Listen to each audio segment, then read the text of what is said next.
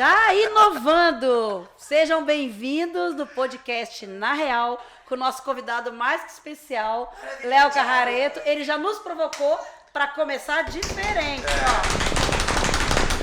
ó. Tudo bom, Léo? Tudo ótimo, meninas. Um prazer estar aqui com vocês nesse trabalho tão bacana que vocês estão criando, desenvolvendo, dando voz a pessoas. Acho incrível toda vez que a gente tem oportunidade de conversar sobre esses temas tão maravilhosos que vocês trazem. É muito bom mesmo. E assim, cara, você já tá aí no mercado e a gente falou, cara, fazer o Léo de novo, gravar mais um podcast, porque eu acho que você faz inúmeros, tá aí na CBN também. Mas assim, tá com você pertinho, é tão gostoso. Mas é o prazer de.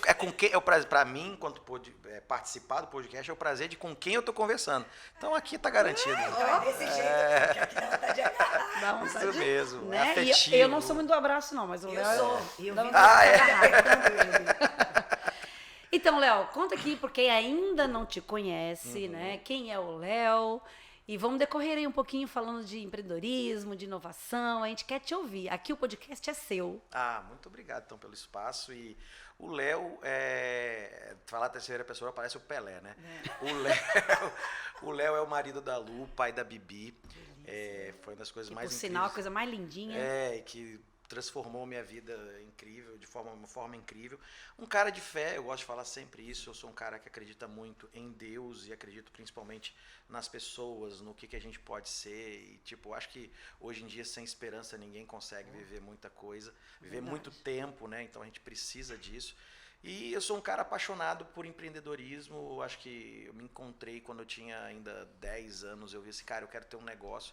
Muito inspirado por um tio meu, que é um grande empresário aqui no Espírito Santo. Eu falei assim, eu quero ser como ele. Aí eu sempre falo muito da importância desses exemplos, né? Quem inspira a gente na infância, o quanto a gente tem poder de desbloquear coisas na vida de pessoas sendo exemplo. Então, isso foi muito forte. E aí, nesse processo, eu já me meti na tecnologia. Eu gosto de falar que são assim, né? São vidas, né? Vida na tecnologia, vida na publicidade, vida na educação. E aí, no fim das coisas, eu gosto muito de empreender e me considero um contador de histórias. Eu sempre me apresento. Eu sou um empreendedor e um contador de histórias. E tudo que eu faço é contar histórias para inspirar as pessoas nos negócios que eu realizo. Que massa. Que legal. Essa questão da pessoa de inspirar é um desafio, né? Nos dias de hoje, como é que a gente constrói e dá às nossas crianças, as pessoas que estão em volta, os nossos heróis, as pessoas de referência, porque elas acabam balizando muito do que o Léo decidiu querer ser e do que você também não quer ser, né? E aí eu contei desse meu tio, mas eu tive, por exemplo, claro, meu pai e minha mãe são grandes inspirações. Sim. Minha mãe sempre muito batalhadora, meu pai também. Tecnicamente, meu pai era professor, então posso me considerar um professor também. E aí, nesse processo, eu tive também outras pessoas. A igreja teve uma influência muito forte na minha vida. Eu sempre vi homens se dedicando por uma causa. Voluntariamente, né? A igreja que eu frequento é feita só de voluntários, né? Então, quando eu vejo pessoas se dedicando assim e tendo sucesso também na sua vida profissional, na sua vida familiar, é muito interessante. Isso moldou muito como eu até encaro os relacionamentos. Assim, eu sou um cara muito observador. Uma das formas que eu mais gosto de aprender é benchmark, antes da gente chegar aqui, eu estava trocando muitas ideias. Aprendi um monte de coisa com o Léo. E eu com você. Todo dia, né? E eu com você. Então, assim, essa oportunidade de olhar e modelar e ver, olha, aprender com uma conversa é uma maravilha. E eu sempre fiquei refletindo, né, o quanto as crianças, o projeto de vida delas é inspirado por nós, né? Então, até por isso é uma das causas que toda vez que me chamam para falar, para palestrar, para estudantes, eu falo assim, é até uma prioridade, é um tempo que eu reservo como prioridade para conversar com estudantes. E o desafio é essa inspiração também, de tentar ajudar para que não seja o que está à disposição, né? Porque nem tudo que está à disposição presta, né? E é muito engraçado porque, assim, você está falando de empreendedorismo e tudo mais.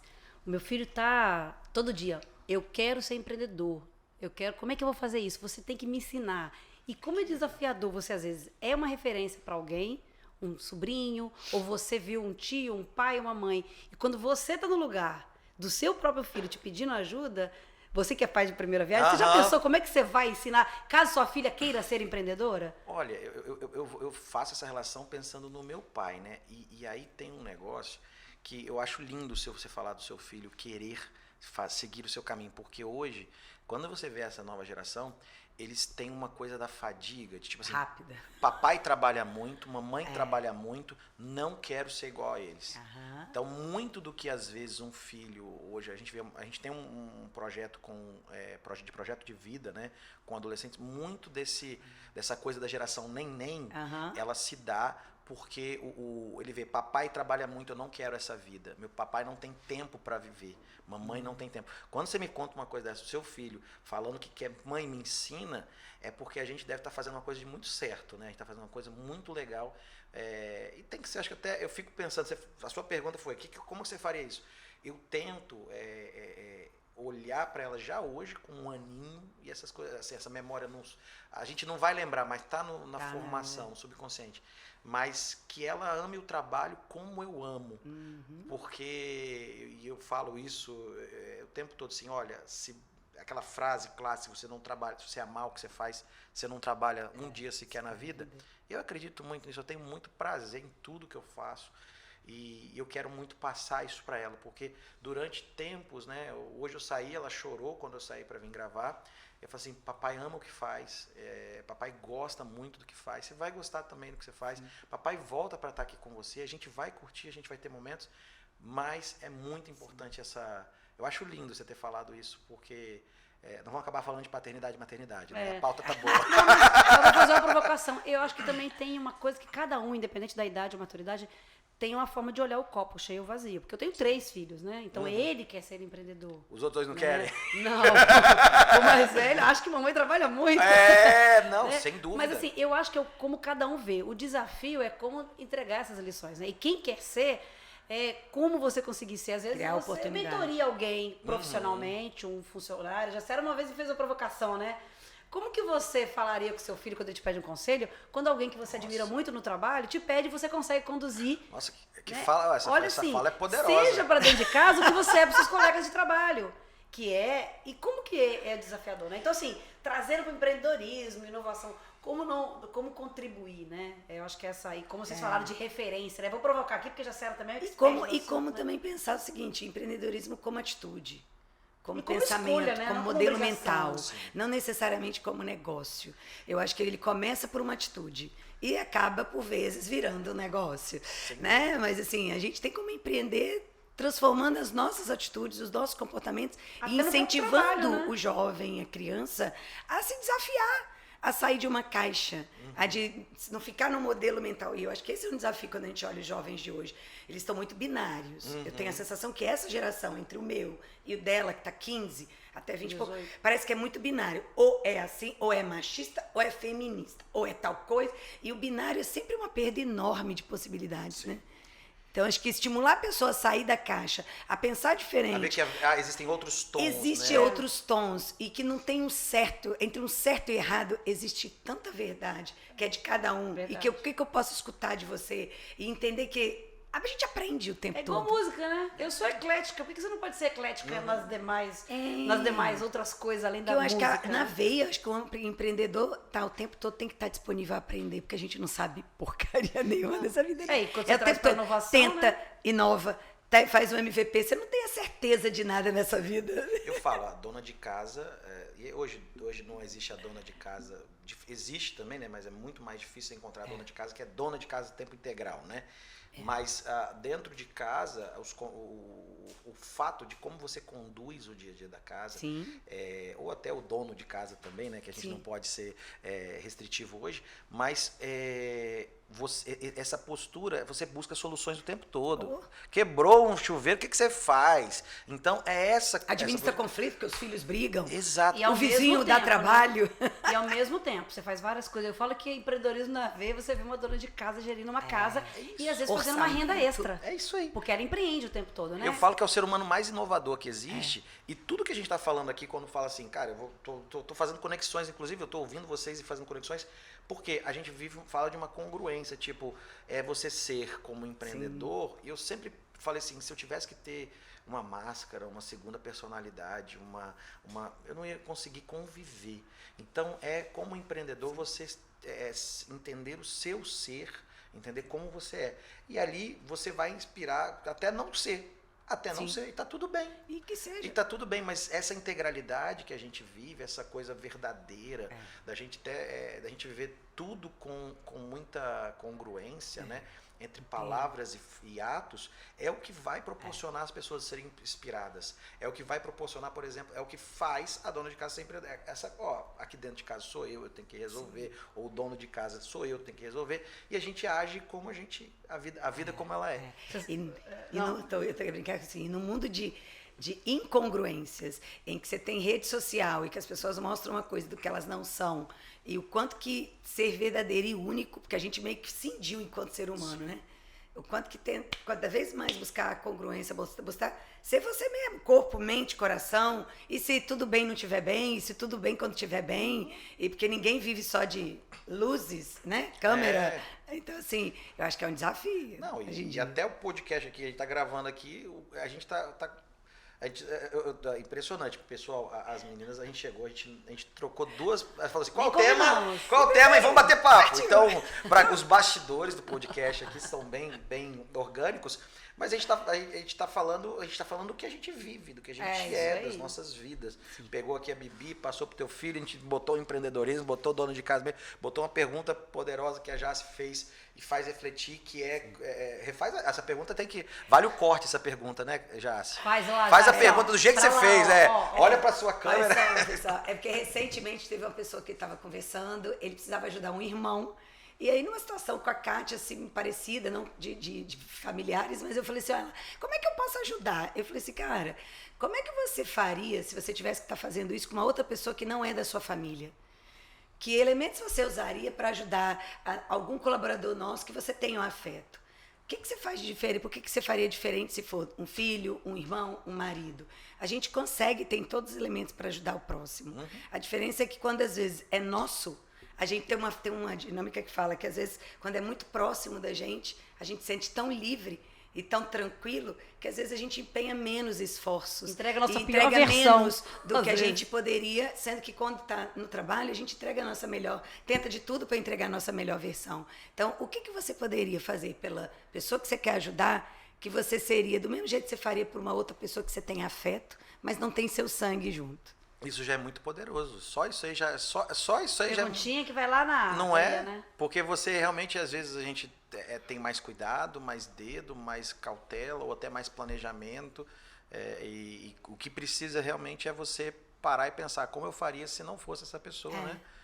E aí, liderando, uma lição. Para tudo. Para a família, porque às vezes na família é mais desafiador você lidar com um irmão, com um pai, com uma mãe. Mas como é que você faria se não fosse o seu pai, a sua mãe, o seu irmão? Uma pessoa que já perdeu a paciência, porque você já falou 1, 2, 3 vezes, e você tem que falar a 15ª vez, e talvez na 15ª vez vai funcionar. Talvez é a forma, né? A diferença que você fala, né? Pois é. E é muito engraçado, porque a gente está o tempo todo buscando essas formas, né? E a gente assim, você, Léo, que é especialista, que traz isso muito na sua veia, né? Quando a gente fala de inovação. Para mim, o conceito inovar é fazer diferente aquilo que está dando o mesmo resultado. E aí é no comportamento, é numa fala, é num processo, é numa forma, é numa tecnologia, seja o que for, né? Na Vera, assim, no mundo dos negócios, o que é a inovação e na prática aí do empreendedorismo, principalmente? Eu falo que eu conto histórias porque, como você acabou de dar uma história incrível. Realmente, quando você compra um leite, o leite não te faz bem, você olha que não está fazendo bem e troca o produto. Então, você está o tempo todo inovando, o tempo todo. O negócio é que no ambiente de negócios que a gente é exigido por escala, por crescimento rápido, por um padrão. Padrão está na padaria que tem que servir o pão da forma certa, com a manteiga certinho e tal. Então, no mundo que a gente está falando disso, é menos provável inovar tipo assim, de forma orgânica. Então a gente está falando muito no mundo dos negócios de uma inovação intencional, de uma intenção em inovar. Por quê? Se deixar, a gente vai seguindo. E eu sou meio contra ISO. Quando você fala de ISO, foi uma das coisas que... É um contrassenso. Quando eu comecei a empreender, foi o que me fez ganhar mais dinheiro. Eu encontrei uma oportunidade assim, empresas certificavam ISO, elas precisavam comunicar isso para a sociedade, elas precisavam de um site. E aí eu descobri isso com 13 anos, aí comecei a vender site para as empresas. Então, tipo, eu falei, então você certificou isso? Você precisa de um site, eu preciso escanear o seu certificado ISO e colocar na internet. Então, foi uma primeira oportunidade que eu vi para empreender. E aí, o ISO, ele quer o quê? Melhores práticas, padrões e tudo mais, mas a gente perde aquela cultura, engessa a nossa cultura de inovar. Uma das coisas que eu falo para explicar isso é que a inovação é um vírus. E esse vírus, a gente está cansado de ouvir de vírus por causa de Covid e tudo mais, mas o vírus, a empresa é um corpo. Esse corpo, quando ele é infectado com um vírus, uma ideia nova, ele vai querer combater. Aí são os anticorpos. Sim. Então, os anticorpos vão tentar combater, expurga isso, tira isso. E a gente precisa fazer com que a nossa ideia ela realmente ganhe, que ela projete ali aquela melhoria que o corpo precisa. Então, quando você tem uma vacina, é isso, você está para o corpo se fortalecer. A inovação nas empresas é essa vacina para fazer as pessoas se fortalecerem, as empresas se fortalecerem, serem melhores, terem um organismo mais resistente às mudanças do negócio. Ganhou moda, né? Eu brinco que eu comecei a falar isso quando era mato. Na verdade, eu comecei a viver inovação, não sabia, porque quando a gente fazia projetos eu fazia site, né? Comecei fazendo site com 13 anos, já era uma ideia nova, já era uma coisa inovadora. Então, tipo, a gente começou a desenvolver, no período da internet, ideias inovadoras. E isso foi que eu, depois de, o que eu faço é inovação? Que legal. E aí a gente tem promovido, eu falo contar histórias, porque a forma mais contagiante, já que eu falei de vírus, são as histórias. As histórias têm o poder, a gente começou falando de exemplo, as histórias têm o poder de inspirar inovação. Conta uma para nós. De inovação? Conta uma história que você Contar quiser. Uma história? Você quer deixar aqui. Poxa, e o mais legal Peguei ele de surpresa, hein? Pegou de surpresa. Peguei ele, hein? Pegou de surpresa. Eu tenho as minhas histórias padrão. Eu gosto de falar assim muito que o inovador é chato, né? O inovador é chato. Porque ele tá sempre vendo que pode ser melhor. E aí, tipo, tá uma água aqui, mas esse copo aqui podia ser assim. Não que esse copo esteja diferente, mas esse copo podia ser assim melhor. Então você fala assim, para de olhar o que poderia ser. Aí, então, tipo assim, profissionalmente, o inovador é um chato. Eu gosto de falar isso. É um crítico demais? É um crítico demais. Porque você falou de um chato, eu sempre fui chata. Será que eu sou inovador? Mas aí eu acho que é inovador, mas eu acho que eu sou implicante mesmo, crítica. Eu tenho uma imagem que foi, assim, não fui eu que criei essa imagem, mas eu tive a reproduzir de uma certa forma, que é assim, inovação nasce do coração. Cara, é um superpoder humano. Ela só às vezes está escondidinha incubada. Ali. Quando alguém me chamar literalmente. Ô, Léo, quando alguém me chamar de chata. Fala que você é inovadora. Ou como é que é? Uma eterna insatisfeita. Não, eu sou uma pessoa inovadora. Isso. Só que aí eu vou fazer uma provocação. Aí não fala meus podres. Essa questão que quando você colocou assim, essa pessoa que tem a coisa que ela está sempre olhando. Tem um caminho que é massa da gente sempre estar querendo inovar, da gente estar querendo melhorar. Mas tem também um caminho que, principalmente quando a gente é empreendedor, a gente precisa criar isso dentro da gente, porque senão a gente não sustenta a trajetória, que é até que ponto eu corrijo, mas eu celebro. Eu gratifico aquilo que eu tenho. Porque senão, sabe aquela coisa de saborear os morangos da vida? O quanto eu posso equilibrar o saber que bom que eu tenho um copo, que bom que eu tenho um apoio. Posso mudar isso aqui, mas que falando, bom. Hein? Sim, porque eu vejo que assim, a gente ainda está caminhando, eu tenho uma coisa muito forte, que tudo que acontece nos fortalece. Até os aprendizados, que são os de maior dor.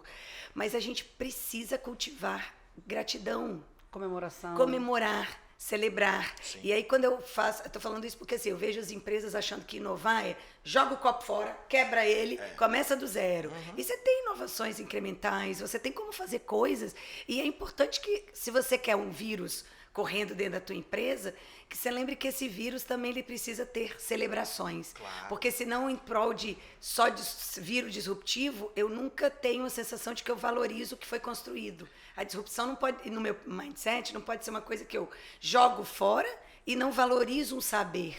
As empresas têm o seu saber. Talvez a grande inovação para eles, por vezes, é como é que eu uso esse saber para transformar, mas não para necessariamente derrubar. Vai ter momentos que sim. E aí entra o que você falou, né? O que a gente começou falando sobre polarização. Né? O mundo está polarizado. Isso. E aí, essa coisa dos tons, dos extremos, que a gente fala, né, chama na inovação de ambidestria, que é você ter controle, pensar no curto prazo, tudo aquilo que a gente está falando, que eu estou falando, criticando isso e tal, e ser o chato, tá insatisfeito, você celebrar e você tá insatisfeito.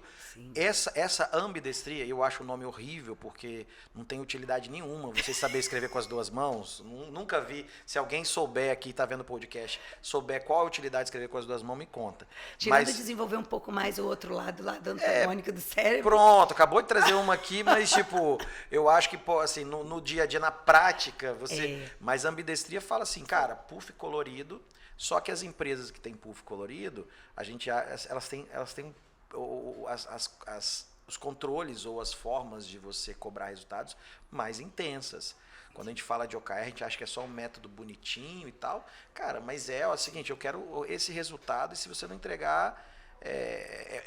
os métodos ágeis, eles são muito fortes para expor falta de competência. Sim. Então, tipo, o ambiente é legal, tem mesa sinuca, mas se não te entregar... Fica claro quem não tem, quem não entrega, quem não... Exatamente, ele te expõe, porque isso está numa daily, isso está numa reunião, está num planejamento, você não cumpriu, você não... Tanto que se você adota um método ágil e, sei lá, em 3 meses você sabe que... Ou antes dos 3 meses, alguém vai para... não tá dando, ó, filho, obrigado, valeu, porque expõe realmente os... E deixa eu te falar, a gente tem uma máxima aqui, a gente quando começou principalmente, né, que a gente não tinha tudo pronto, todos os modelos e tudo, que é assim, o ótimo muitas vezes é inimigo do bom. Sim. E às vezes faz e melhora no decorrer, né, do que você está fazendo. Se arrisca, né? Isso também vai de encontro ou contra a inovação? Não, vai totalmente... de encontro. Eu sempre falo do D e ao, né, que eu lembro do meu pré-vestibular, né? Ao encontro é convergente, é favorável. Vai ao nosso encontro. Português. E eu sou jornalista, só que eu sou o pior, eu sou formado em jornalismo, mas eu sou o pior cara no português possível. Se você ler um post meu e estiver errado, já me desculpa. Mas você não vai ganhar de mim. Quem mais escreve errado sou eu. Tem dia que alguém fala assim, tira esse post que você escreveu errado, comeu a letra. E às vezes não é porque a gente não sabe, é porque a gente está com pressa de postar. E às vezes sem óculos agora. Exatamente, tem isso agora da cidade tem isso.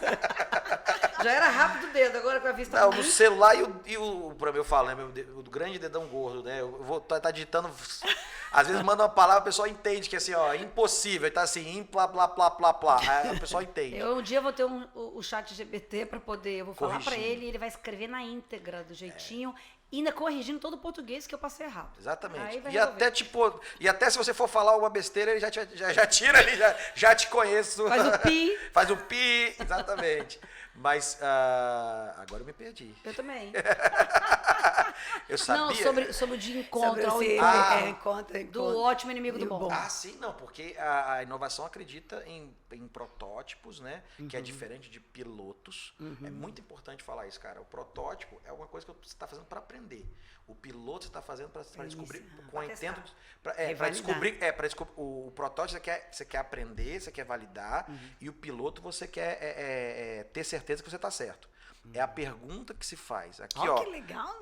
O protótipo você fala assim, será que isso será que eu estou certo? O piloto será que eu eu acredito. Exatamente. Funcionou agora de vera. O piloto você quer provar que você está certo. Na prática o protótipo eu construo, seja o que for, uma ideia, um projetinho, tá aqui, agora eu pego aqui a Jacera e testo com ela. Aí é o piloto. E aí desculpa, o piloto é que você quer fazer, você já comprou, por exemplo, 50 coisas daquilo ali, já contratou, ó, é isso mesmo, o plano é esse, está no planejamento estratégico, o conselho já aprovou, você vai fazer um piloto só para fazer um pequeno ajuste. O caminho é esse. O protótipo inclui você, inclusive, falar assim, não é isso, é para o outro lado. Eu errei completamente.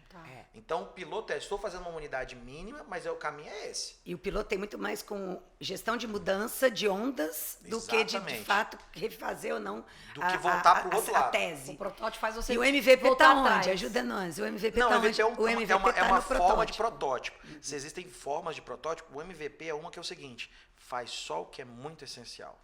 Faz só o que é imprescindível. Escuta, bota para rodar e vê se dá certo. Assim, exatamente. Ó, você tem que entrar aqui só. Ó, nós vamos ter um microfone só. Nós vamos prototipar esse. É um microfone só para a gente ver se vai com o microfone só. Não fica, mas tem que ter tudo.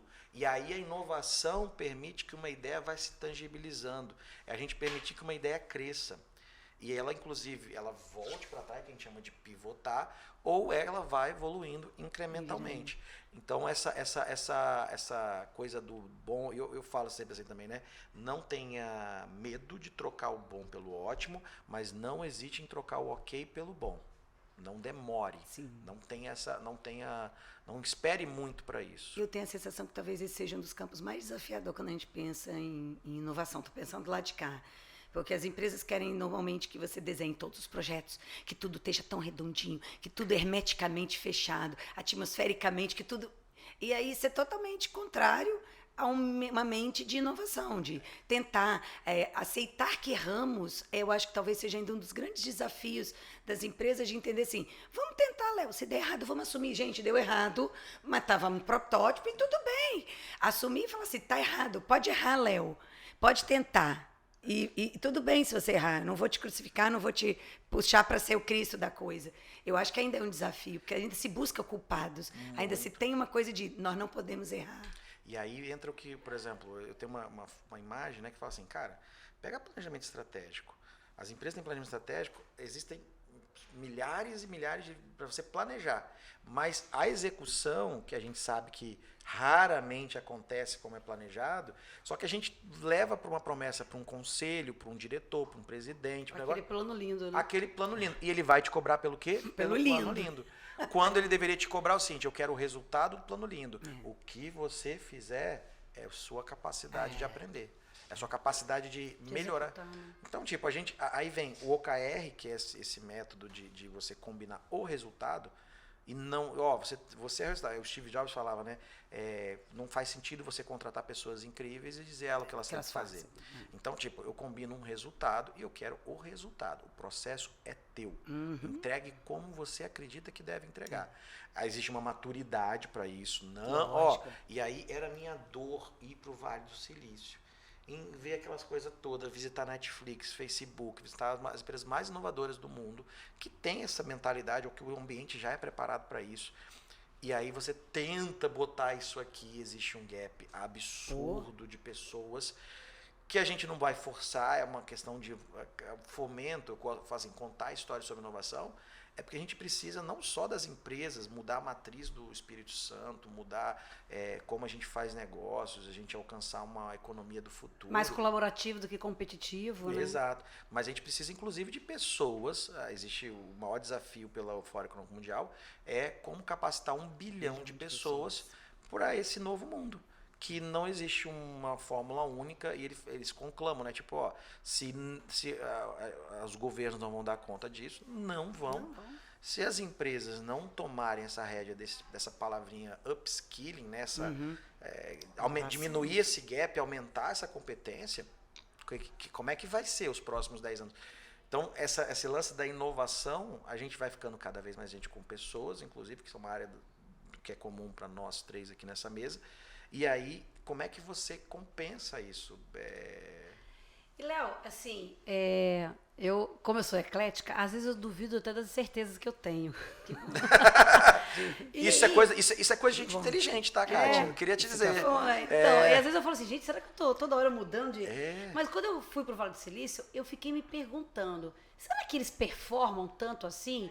Ou os bilhões são tão grandes e que maqueiam de verdade a alta performance? Porque às vezes quando você vai olhar individualmente para o contratado e o entregue, será que está todo mundo performando? Porque quando você vai para uma massa, e é visível isso quando a gente vê as empresas crescendo, né? E antes você tinha ali uma certa visão daquele grupo. Quando isso triplica, quadriplica, não está todo mundo mais naquela mesma performance. E aí começa a entrar um volume maior de dinheiro, de controle, de processo, de entrega, e que tem maquiagem. Eu tenho a sensação de que estão dizendo muito que na verdade é bem menos. Com certeza.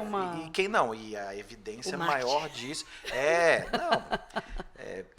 lindo passar naqueles prédios e ver não sei quantos prédios num bairro inteiro do Google. É muito lindo. Mas é isso que está acontecendo agora, que 2023 está sendo o ano da eficiência, né? E aí a gente setou no nosso planejamento estratégico no ano passado, falou assim, vamos trabalhar eficiência, efetividade, eficácia.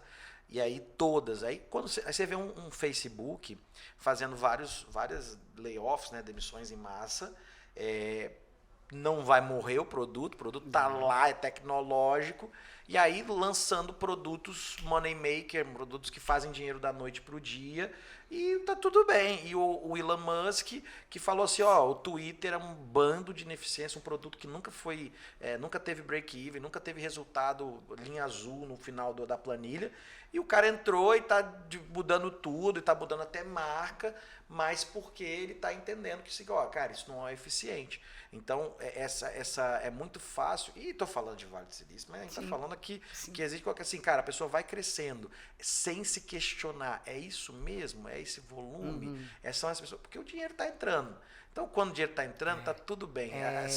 E aí fazer uma empresa viver como se tivesse com fome. Com fome, se amanhã pode não entrar R$1. E aí, tipo assim, só vamos fazer isso.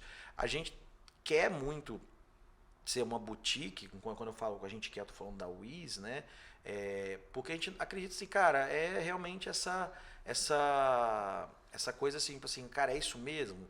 Essa posição, dessa forma, qual tecnologia? Que a gente fala de automação. Cada vez que você coloca uma automação, você desbloqueia outra gama de serviços, que essa outra gama de serviços vai precisar de mais gente. Sim. Tipo assim, automatizei isso. Pô, mas alguém precisa controlar isso e fazer isso. E agora, isso. Já que não tem... agora eu preciso de uma pessoa que saiba de dados para controlar a automação que eu fiz. Eu estou mudando os perfis, mas eu continuo... Que é o upskilling. Tipo, a pessoa carimbava. Estou fazendo barulho de propósito, operação. Assim, carimbava. Agora não carimba mais, agora alguém precisa carimbar bastante. O carimbo tá de alguma outra forma, né? De alguma outra forma. Pois é, nós estamos chegando aqui. A produção já disse que já deu tempo. Passou tão rápido. A gente mal começou. Então, assim, vamos caminhando mas eu volto. aí. A gente já podia gravar, a gente podia aproveitar a manhã toda assim, episódio 1, 2, 3. Da próxima vamos agendar 3 episódios de uma vez. Exatamente. Com a mesma roupa, inclusive. Sem troca de... Isso aí. Sustentável. E tá tudo bem. Léo, deixando um recado do coração. A gente gosta de encerrar com um recado do coração. Você fala pra lá, pra quem tá te vendo, te ouvindo. O que você queria encerrar o episódio? Eu vou com a pauta que a gente falou, né? E eu acho que a gente falou... tem que ser mas assim, um recado, mas em 3 partes, né? Acho que a primeira a gente falou muito sobre a questão da congruência, sobre a questão da verdade. Eu acho que todo mundo precisa buscar o ser, né? A gente vive no mundo do ter, então acho que buscar o ser é uma coisa que eu tenho provocado muito ultimamente, não porque eu me acho uma pessoa muito material, mas eu acho que é coisa do ser, a gente precisa desenvolver mais isso. Altamente inovador. O mundo não está ajudando a gente para isso, né? O mundo tem cobrado a gente mais ter, mas eu acho que é o ser. E aí, junto com isso, a gente estava falando sobre inspirar e amar o que faz. Acho que quando você você inspira. Então, para a gente terminar, um recadinho do coração bem inspirador, que a gente inspire, a gente saia de casa todo dia para inspirar alguém. Pode ser uma meta, né? Pode ser traçar assim, quem você inspirou hoje? Espero que o nosso podcast tenha inspirado em massa várias pessoas, né? Então, seja inspiração de alguém. Exatamente. Começa seu dia, a vida de quem você pode impactar. Já pensou? Isso aí. Levar pra casa. E se inspirou uma, não tem problema inspirar 2, não. Pode inspirar 3, 4. Mas se inspirou uma, pelo menos a meta tá batida. E tem que ser intencional. Isso aí. Porque se não for intencional, não vai acontecer, né? Então, quem você está inspirando hoje? Quem você inspirou hoje, ou vai inspirar, ou quem você quer impactar. Legal. Pessoal, até a próxima. Obrigada, Léo. Obrigado. Vamos marcar outras. Vamos. Até a próxima, pessoal. Agora a gente vai lá e agarra ele, Agora entendeu? a gente vai, Porque a gente pode. Vai.